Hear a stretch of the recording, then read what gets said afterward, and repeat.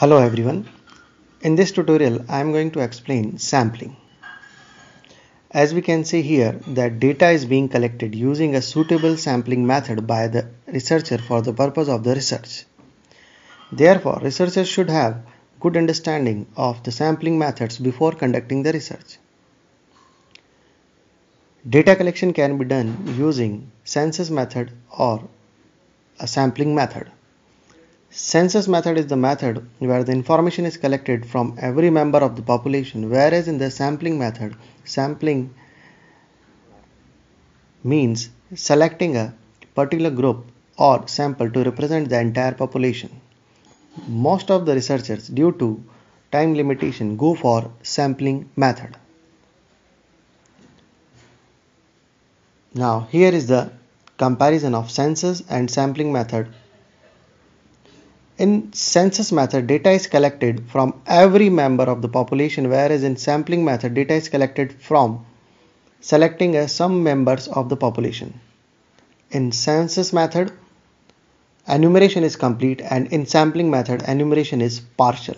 In census method, entire population is included, whereas in sampling method, only some members are included.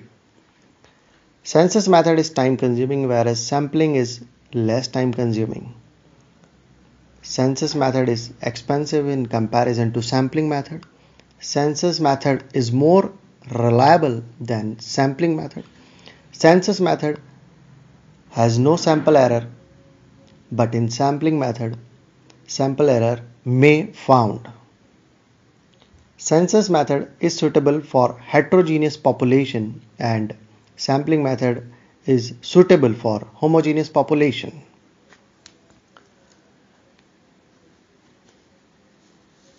So sampling means selecting a particular group or sample to represent the entire population, and sampling methods are the ways to choose people from the population to be considered in a sample survey.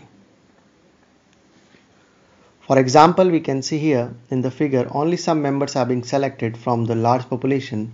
This is known as sampling. Now let's discuss advantages and disadvantages of sampling. According to R.A. Fisher, the sampling techniques has four important advantages over census techniques of data collection. They are speed, economy, adaptability, and scientific approach of sampling technique. So the advantages in detail are here. Sampling saves times to a great extent by reducing the volume of data.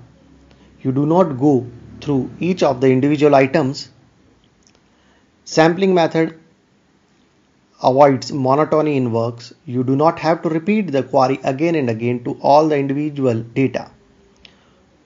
When you have limited time, survey without using sampling becomes impossible. It allows us to get near accurate results in much lesser time. When you use proper methods, you are likely to achieve higher level of accuracy by using sampling than without using sampling. In some cases, due to reduction in monotony, data handling issues, etc. etc. By using sampling technique, you can get detailed information on the data even by employing a small amount of resources. But as we know that every coin has two sides, so there are certain disadvantages also in sampling techniques. Sampling also have certain demerits. They are as follows. Since choice of sampling method is a judgmental task, there exist chances of biasness as per the mindset of the person who chooses it. Improper selection of sampling techniques may cause the whole process to defunct. Selection of proper size of sample is a difficult job. Sampling may exclude some data that might not be homogeneous to the data that are taken. This affects the level of accuracy in the results. Sampling methods are classified into two. One is probability sampling methods and another one is non-probability sampling methods. The probability sampling methods includes simple random sampling, stratified random sampling, cluster sampling, multi-stage sampling, systematic random sampling. Whereas in non-probability sampling, methods includes convenience sampling, judgmental sampling, quota sampling, snowball sampling, and self-select sampling. Now discuss these methods in detail. In probability sampling methods, every element has a known probability or chance of being chosen for the sample. It is based on the randomization principle, and each individual of population has a fixed, known and equal opportunity to be a part of the sample, and it reduces the biasness. Whereas in the non-probability sampling techniques, one cannot be assured of having known probability of each population element. The selection of units depends on the subjective judgment of the researcher. Selection depends on the assumption that the characteristics are evenly distributed within the population. Therefore, the conclusion drawn by the sampler cannot be inferred from the sample to the whole population. Now I tell you about the various types of probability sampling techniques. The first method in the probability sampling is simple random sampling. In this, when a selection of n objects is made from the large population, then all possible samples of n objects have equal probability of occurrence or getting selected. This method is commonly used by the researcher, and it is a simple method. As it is shown in the figure, the probability of getting selected some objects out of all the objects is equal. So this is known as simple random sampling. Next is stratified random sampling. In this type of sampling method, population is divided into groups called strata based on certain common characteristics like geography. It is very clearly shown in the figure having 3 stratas, and then the selection is made from the different stratas. Then the object are selected from the different stratas as we have done in the simple random sampling. So first we have to formulate the stratas, then we have to make the selection of the objects in stratified random sampling. Next is cluster sampling. In this type of sampling method, each population member is assigned to a unique group called cluster. A sample cluster is selected using simple random sampling method, and then survey is conducted on people of that sample cluster as it is shown in the figure. This example will make you understand the difference between stratified random sampling and cluster sampling. You can see here that the cluster is a group, whereas in stratified random sampling the objects are selected randomly from different stratas. Next is multi-stage sampling. In such case, combination of different sampling method at different stages is being done.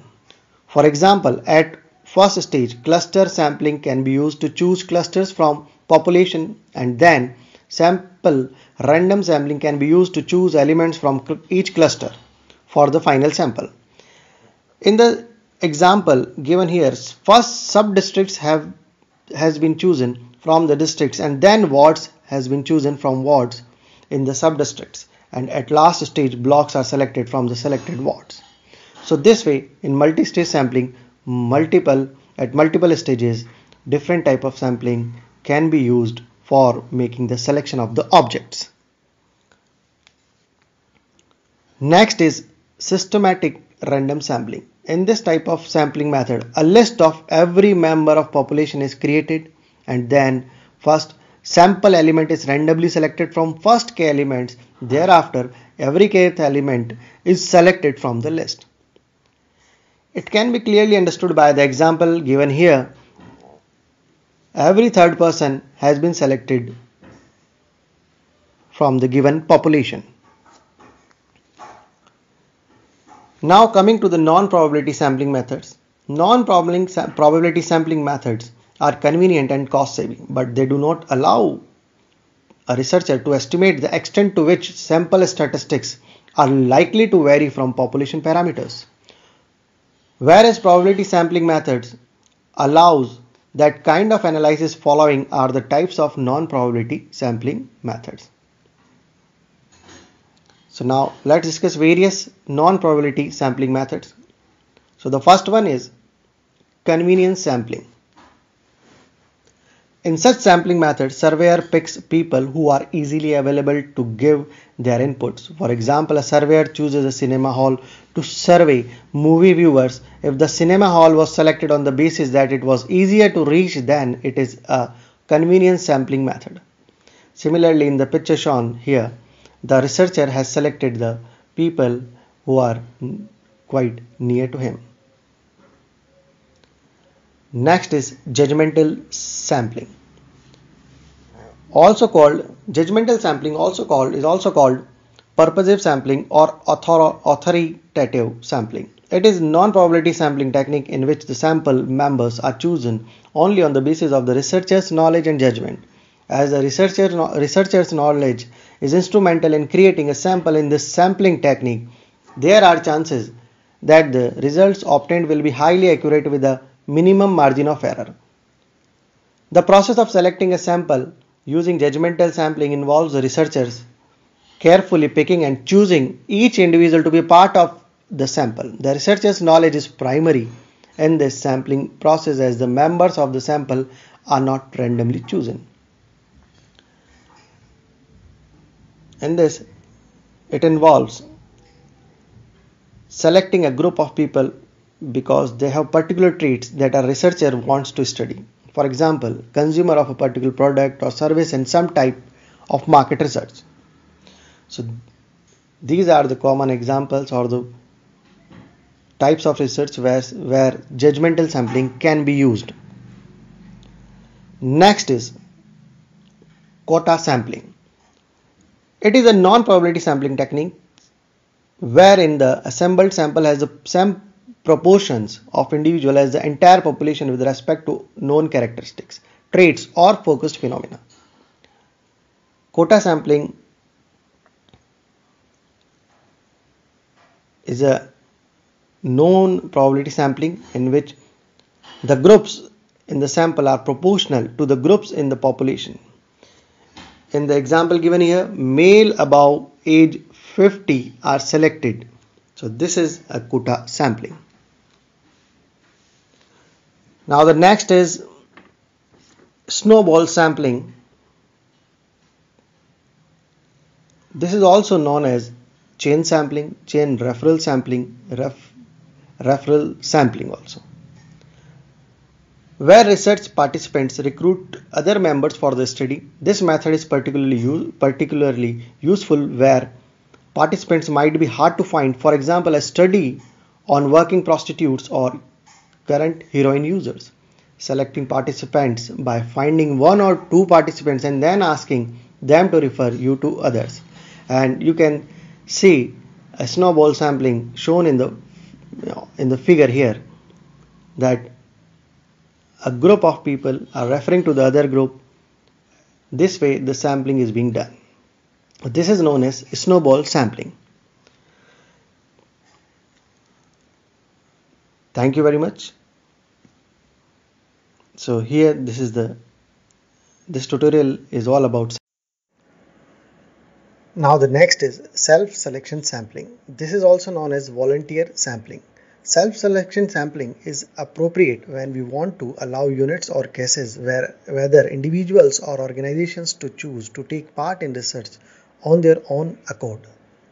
The key component is that research subjects volunteer to take part in the research rather than being approved by the researcher directly. In such sampling methods, interested people are asked to get involved in a voluntary survey. A good example of voluntary sample in online poll of a news show where viewers are asked to participate. In volunteer sample, viewers choose the sample, not the one who conducts survey. Thank you very much.